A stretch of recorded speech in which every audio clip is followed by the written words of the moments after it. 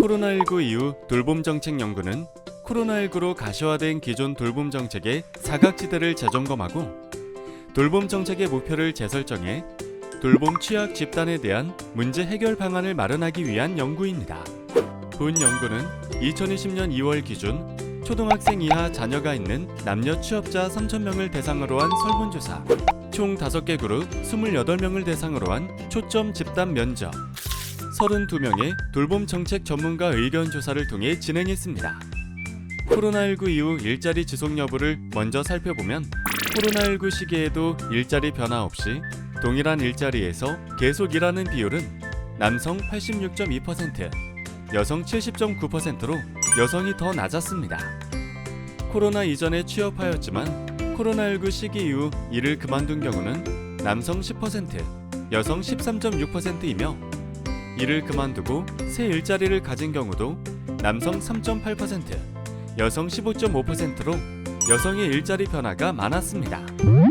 또한 자녀 돌봄 어려움 때문에 일을 그만둔 경우는 남성이 41%, 여성은 59.7%로 여성이 남성보다 18.7% 높게 나타났습니다.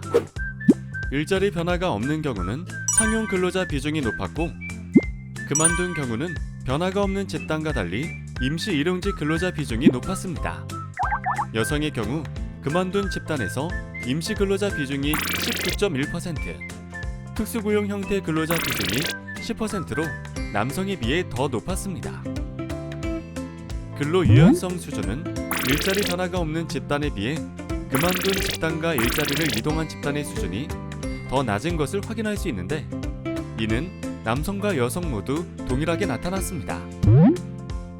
코로나 시기 돌봄 문제로 인한 휴가나 조퇴 업무를 조정할 때 느끼는 부담감 역시 일자리를 그만둔 집단이 더 높았습니다.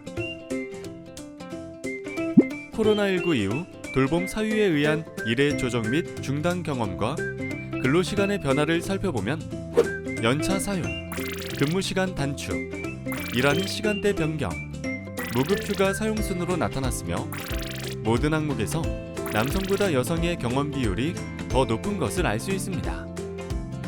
이를 통해 코로나 시기 자녀 돌봄으로 인한 일 조정 또한 여성에게 집중되었음을 확인할 수 있습니다. 앞서 살펴본 모든 항목에서 남성보다 여성의 경험 비율이 높게 나타났는데 이는 여성에게는 돌봄과 관련된 모든 요인들이 함께 작용하고 있음은 물론 이로 인한 부담감 역시 더 큰 것으로 파악됩니다. 본 연구를 통해 여성에게 집중된 돌봄 부담을 해소하고 성평등한 돌봄 문화를 정착하는 것이 필요하다는 것을 확인할 수 있습니다.